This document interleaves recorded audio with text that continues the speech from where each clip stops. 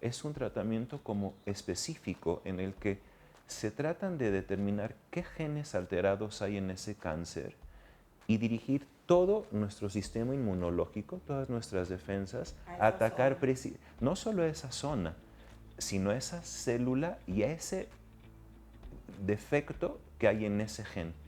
Hay básicamente dos tipos de tumores. Los tumores de la médula ósea o de la sangre, entre los cuales el más importante es la leucemia, eh, el mieloma múltiple, ¿no? Y el linfoma. Y los que se dan en órganos sólidos, ¿no? Que, como te mencioné, en los adultos el más importante es mama, próstata, ovario, colon y recto, pero en los niños cambia un poco. En los niños el tumor más importante son los tumores de la sangre y de la médula ósea, las leucemias.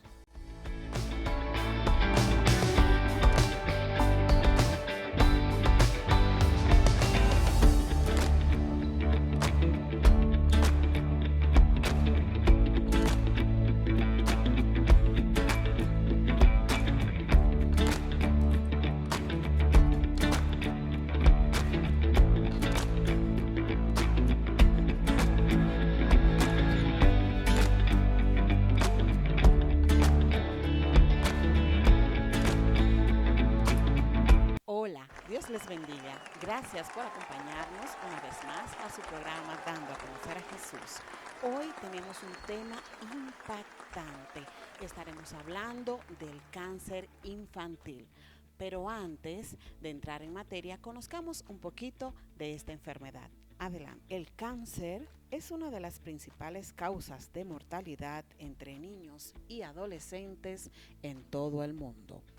Cada año se diagnostica cáncer a aproximadamente 280,000 niños de entre 0 y 19 años.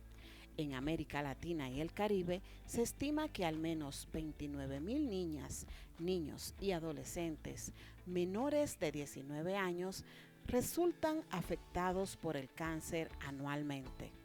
De ellos, cerca de 10,000 fallecerán a causa de esta enfermedad.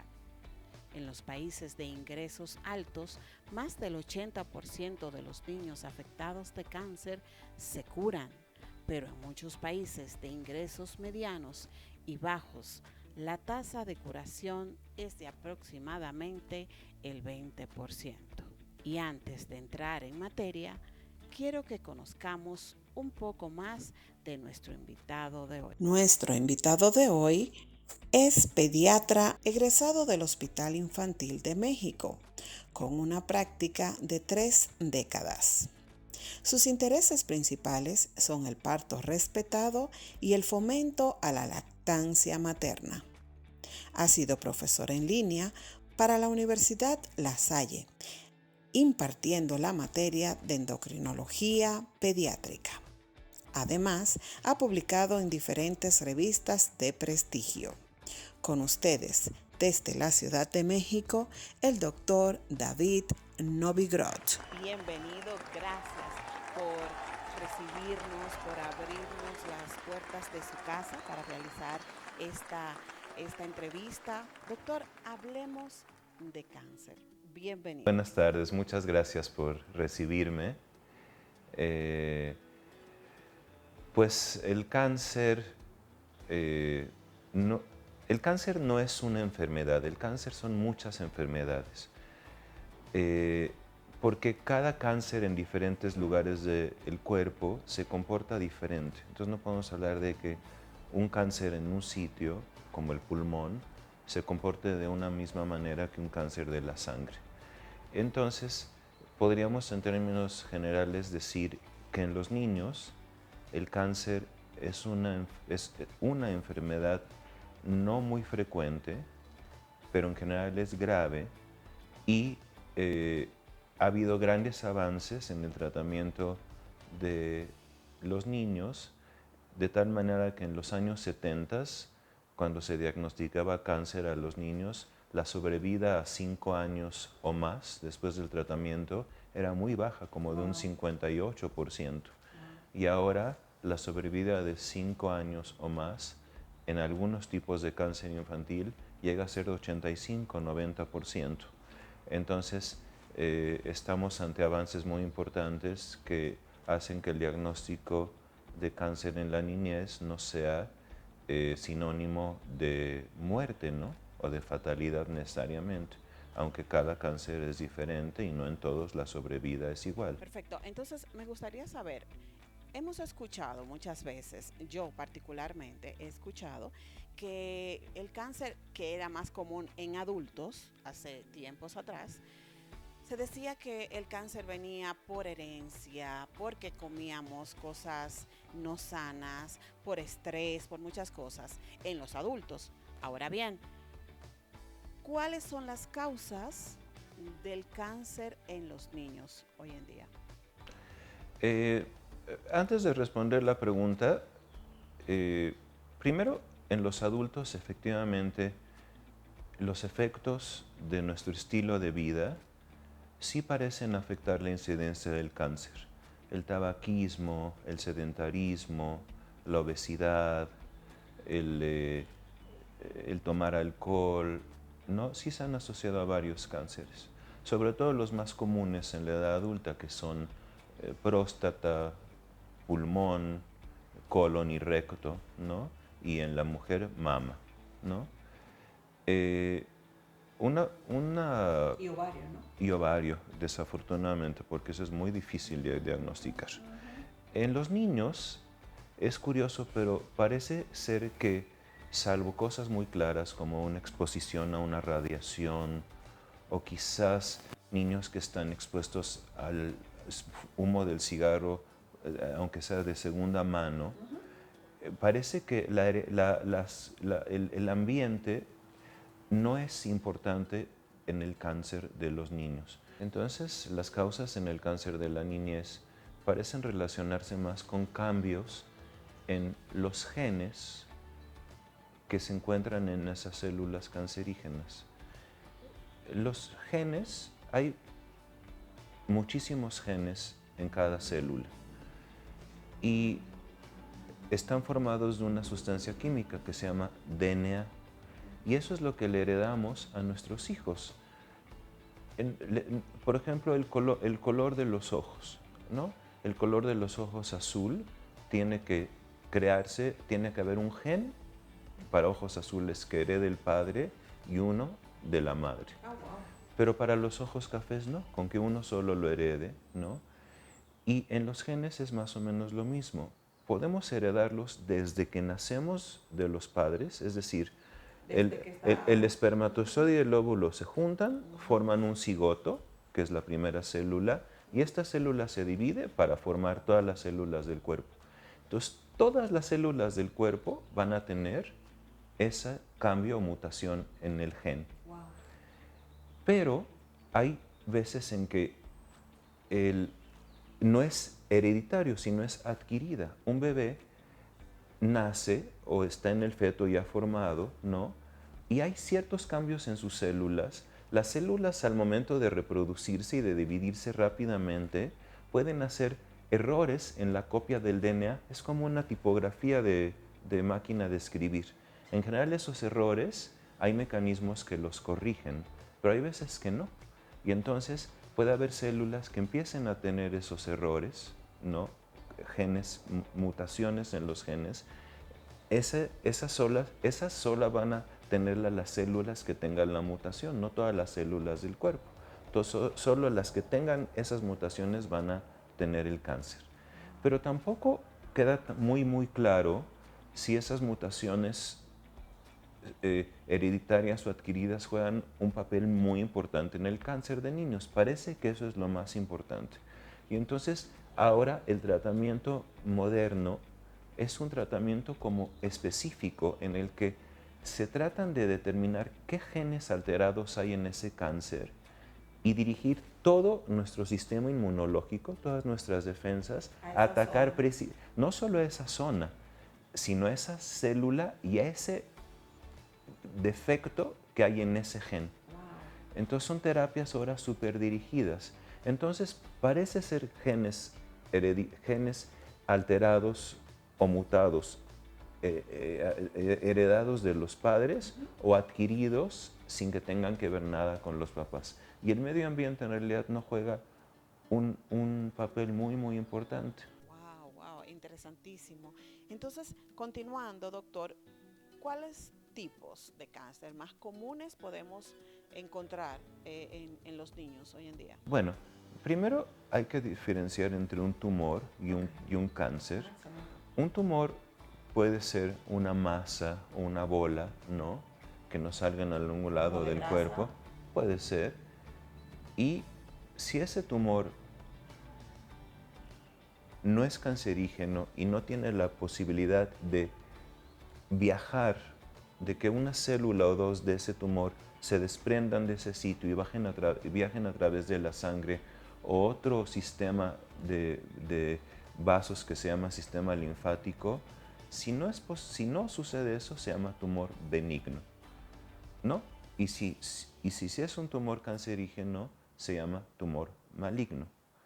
Y ese cancerígeno tiene ese potencial de desprenderse y viajar por todo el cuerpo. ¿Que le podemos llamar como metástasis? Es una metástasis, pero también hay que aclarar que si un cáncer surge en la mama y después se va al pulmón y al hueso, ese cáncer no se convierte en cáncer de pulmón o de hueso. Es cáncer de mama con células de ese cáncer que viajaron al pulmón y viajaron al hueso en metástasis.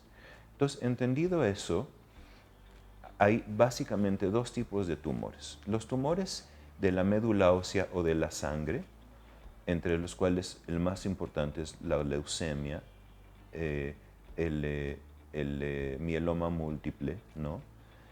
y el linfoma. Y los que se dan en órganos sólidos, ¿no? Que, como te mencioné, en los adultos el más importante es mama, próstata, ovario, colon y recto, pero en los niños cambia un poco. En los niños el tumor más importante son los tumores de la sangre y de la médula ósea, las leucemias, los mielomas múltiples, ¿no? Y los linfomas. Y ese ocupa el primer lugar, como un 29%.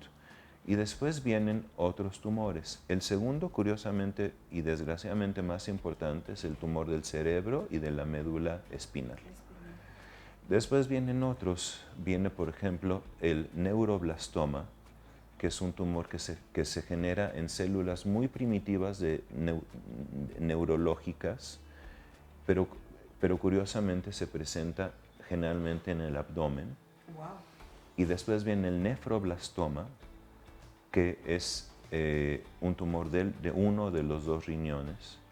Después viene el retinoblastoma, que es un poco una desgracia porque es un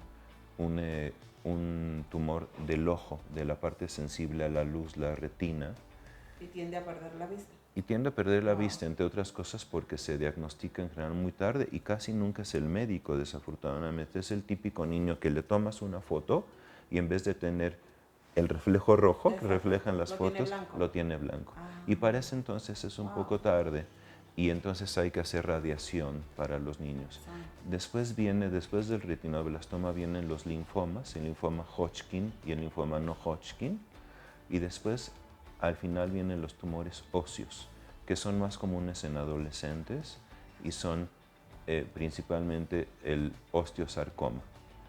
Y esos son los tumores más frecuentes. Esos son los más frecuentes, wow. Santo, o sea que tenemos que estar bien pendientes a nuestros hijos, que más adelante vamos a ir viendo qué cosas tenemos que ir observando en el comportamiento de nuestros hijos para poder estar al pendiente. Una de las preguntas que teníamos era, científicamente, ¿por qué nace un bebé con cáncer? Pero hace un momentito usted nos explicó al principio del por qué, ¿no? O se me adelantó ahí un poquito, doctor, muchísimas gracias. Pero entonces pasaríamos ¿hay un método para detectar el cáncer en medio del proceso de gestación del bebé? Desafortunadamente, a menos de que el bebé desarrolle el cáncer inútero, es decir, que en los ultrasonidos fetales se detecte alguna masa que haga sospechar de cáncer, no. Si no hay síntomas, no hay maneras de detectarlo. Hay padres que heredan a sus hijos una gran predisposición a tener ciertos tipos de cánceres, ¿no? Pero eso es muy, muy raro que sea una herencia tan clara. En estos casos muy raros, a veces los doctores deciden si anticiparse, ¿no? Y extirpar un órgano, extirpar parte de un órgano, pero eso es muy raro. No hay forma de detectarlo a menos de que el bebé empiece a desarrollar un cáncer inútero, y eso es en general raro. Los cánceres se empiezan a desarrollar más en la infancia temprana, dependiendo de cada uno de los cánceres, ¿no? Son cánceres más de la infancia. Perfecto. Entonces ya después que el niño está, no sé, 3, 4, 5 años en adelante, ¿qué debemos los padres de tener en cuenta para observar y poder detectar a tiempo? Sabemos que este tipo de enfermedad realmente quien lo detecta son ustedes los doctores, pero nosotros como padres, ¿qué debemos de observar para pues a tiempo llevar un niño al doctor? Esa es una pregunta súper trascendental. Yo diría que lo diagnosticamos los médicos, pero lo sospechan mucho los papás porque conocen mucho a sus hijos. Algo que caracteriza mucho al cáncer es que comparte síntomas con enfermedades que pueden ser muy comunes en la niñez, ¿no? Pero a diferencia de los síntomas de enfermedades comunes en la niñez que desaparecen a las 3 semanas, 4, ¿no? En el cáncer, Como virus y eso. como virus y eso, en el cáncer lo más importante es que esos síntomas persisten. Entonces, es muy importante que un mismo médico vea al niño durante un periodo de tiempo y que la mamá sea muy clara, doctor, es que esto no se está quitando, ¿no? Y entonces son los primeros datos de alarma, síntomas o signos persistentes a través del tiempo. ¿Y cuáles son? En general son, por ejemplo, un dolor en algún sitio del cuerpo que persista mucho tiempo. ¿Como más de una semana? Como más de una semana o dos. Por ejemplo, un niño que empiece a renquear o a cojear. A cojear, ok. Un niño que de repente presente una palidez que no es acostumbrada en él y que presente mucha fatiga o pérdida de peso. O sueño, O sueño, más de lo normal. más de lo normal. Un niño, por ejemplo, que empiece a tener dolores de cabeza frecuentes o vómitos frecuentes, o que empiece a perder algo de habilidades motoras, es decir, en la marcha o en su forma de tomar objetos.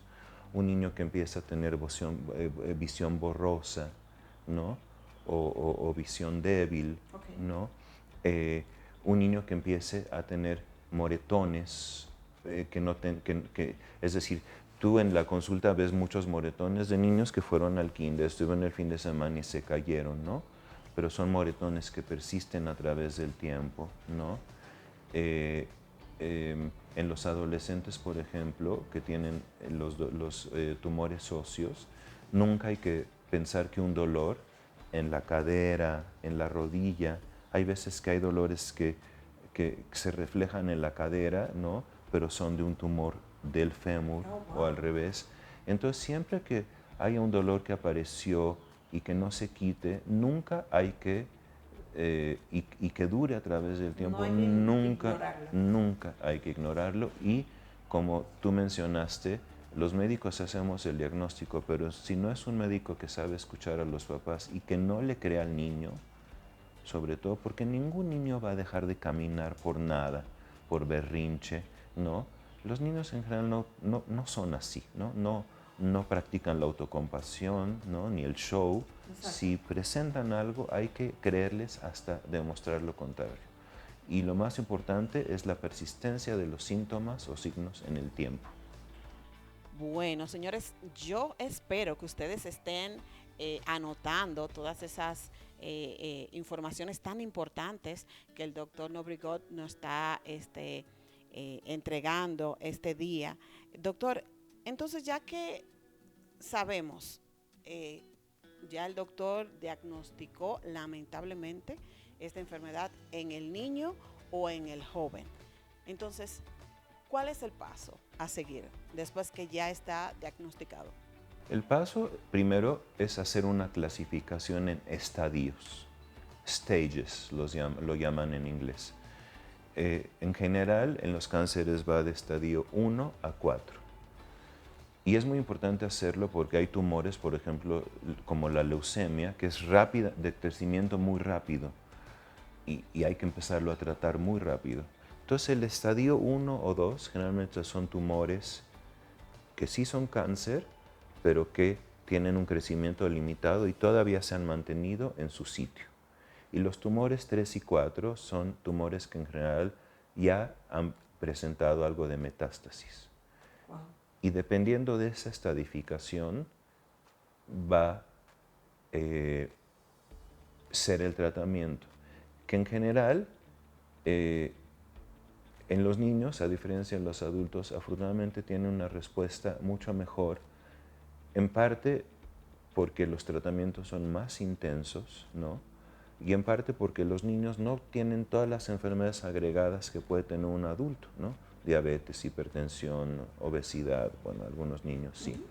Y entonces, en general, el tratamiento de los niños nunca es con una sola cosa, siempre suele ser una combinación de quimioterapia, radioterapia y cirugía, y las nuevas modalidades que te mencioné de inmunoterapia, que son terapias blanco súper dirigidas. Y se han hecho muchos avances también en que no afectes a las células sanas con el tratamiento del cáncer, porque ahora con la supervivencia de los niños a varios años, ese se ha vuelto la gran complicación, ¿no? Los efectos secundarios a corto plazo, o sea, los que dan durante el tratamiento y se quitan, o los que son a largo plazo, que verdaderamente incluyen todos los órganos, ¿no? El corazón, el cerebro, el aprendizaje, las capacidades cognitivas en matemáticas, en lenguaje, la fertilidad de los hombres y las mujeres, ¿no? Inclusive, aunque no sean cánceres que las radiaciones en la pelvis o en los testículos pueden afectar muchas de esas cosas, y entonces ahora se ha vuelto tan importante curar al niño, que es lo más importante, como estar muy pendientes de sus reacciones secundarias a lo largo del tiempo, ¿no? Que pueden afectar todo su crecimiento, muchísimas cosas. Entonces, de acuerdo a esto que usted nos acaba de decir, ¿en qué afecta a la familia? Porque sabemos que el afectado directamente es el niño o el joven, pero a los padres, ¿en qué afecta esta enfermedad y cómo deberían actuar en esta situación?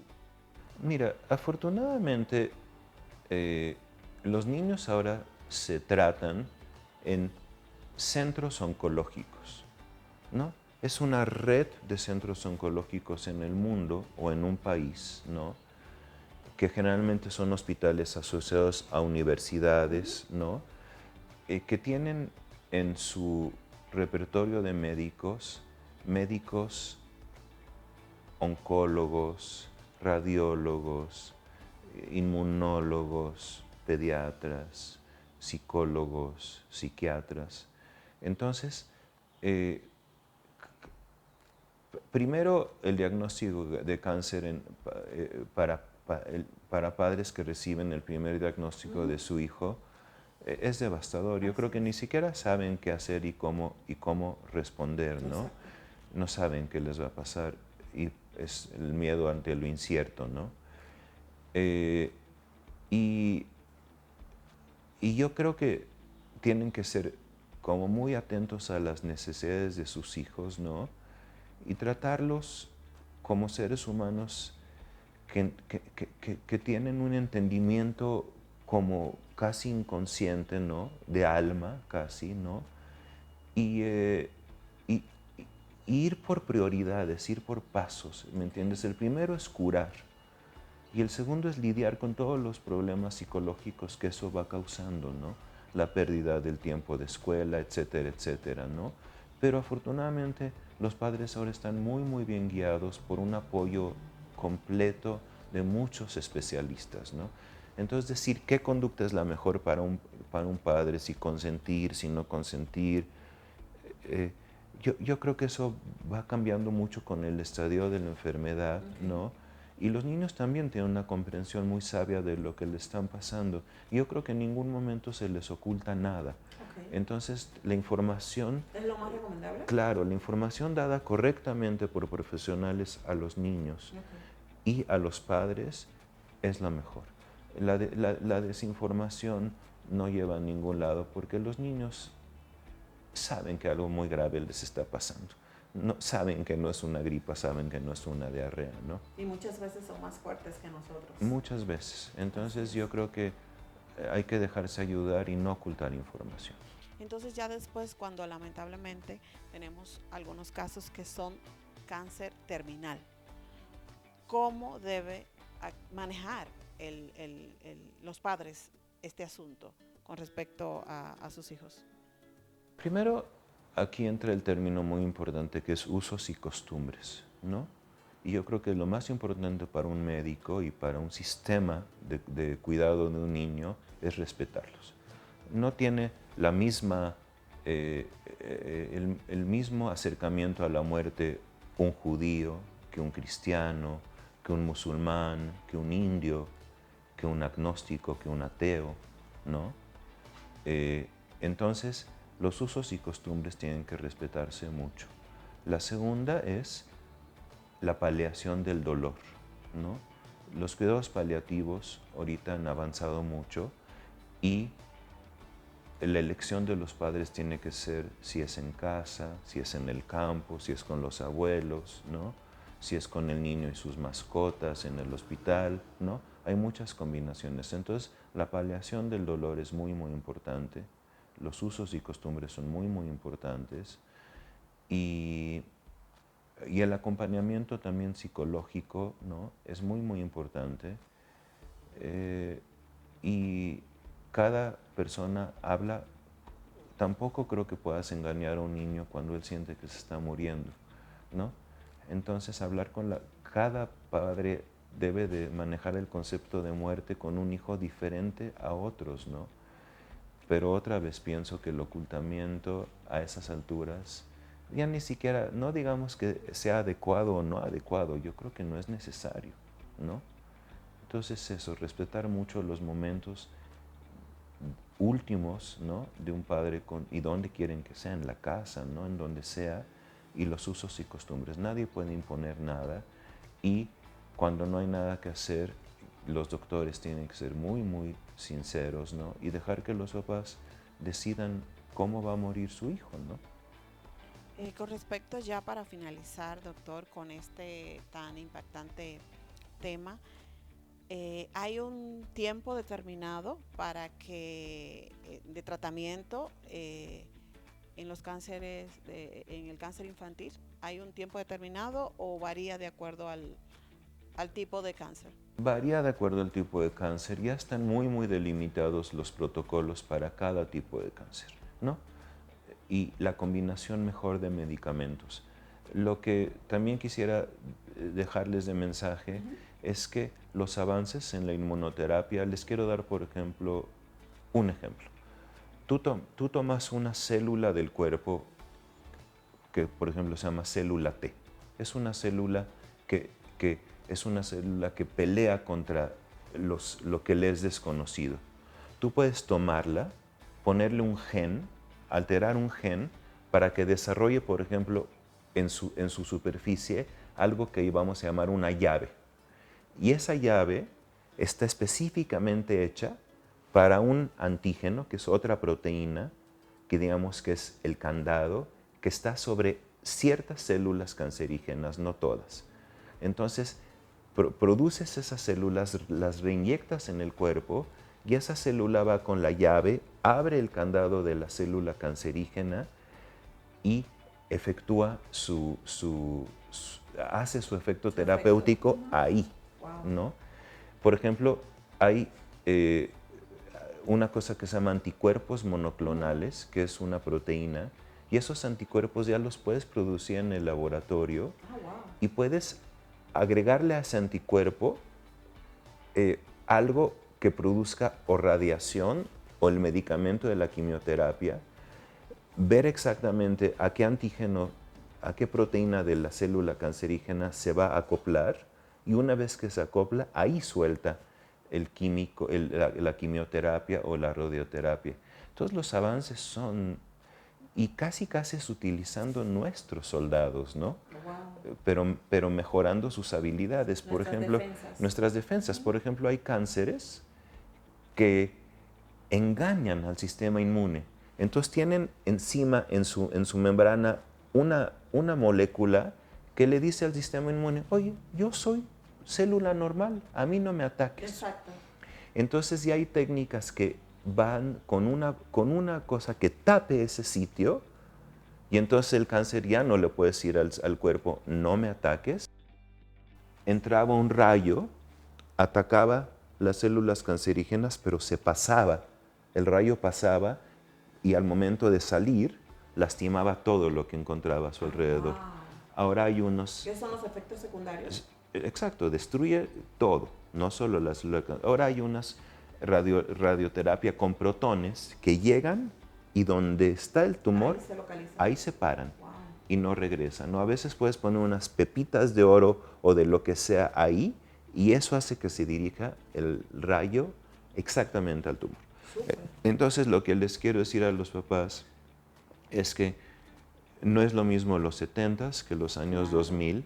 No es una panacea, ¿no? Hay que elegir muy bien qué célula cancerígena y qué medicamento para que el ataque, y hay veces que eliges un medicamento y no lo ataca, ¿no? Entonces, para un poco resumir, a los padres tienen que estar muy atentos de la salud de sus hijos, y los padres también creerles, ¿no?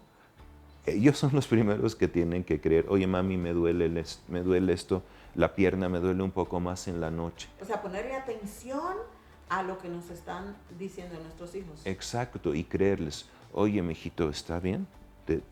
¿Tienes esto en la pierna? ¿No se te ha quitado una semana frotándote o dando un analgésico? Vamos al doctor. Señora, no es nada. Ok, doctor. Doctor, mi hijo lleva 3 semanas con este dolor. Yo creo que ya es algo, doctor. Le ruego, por favor, que le tome una radiografía o que vea ese dolor con insistir. Desgraciadamente, a veces así tiene que ser, ¿no? Y los padres a veces llevan la voz cantante, y es muy importante que el médico lo sepa escuchar, porque si no, no es un médico. Exacto. Que como todo es signos en los niños, y ellos no hablan en muchas ocasiones, tienes que confiar en lo que los papás dicen y mucho en tu intuición de síntomas que no se están quitando con el tiempo. Wow, doctor, de verdad es que hemos aprendido muchísimo. Yo sé que este tema ha sido de mucha edificación para todas las personas que nos están acompañando en este momento, y los que más adelante también van a poder disfrutar de esta entrevista. Gracias doctor, de verdad, por dedicarnos unos minutos de su tiempo. Yo sé que usted siempre está muy ocupado, pero le damos gloria a Dios por aceptar nuestra invitación. De verdad es una bendición tenerlo en este programa. Muchísimas gracias, y si quiere decirle algo para finalizar a su público. Bueno, ha sido un placer estar con ustedes tratando temas que a veces no nos gustaría tratar, ¿verdad? No son muy gratos, pero siempre hay noticias halagadoras hasta en los temas más delicados para los niños. Muchas gracias por la invitación y espero que no sea la primera. Gracias. Y ahora sí, hemos llegado al final de este programa. ¿Cuántas cosas hemos aprendido?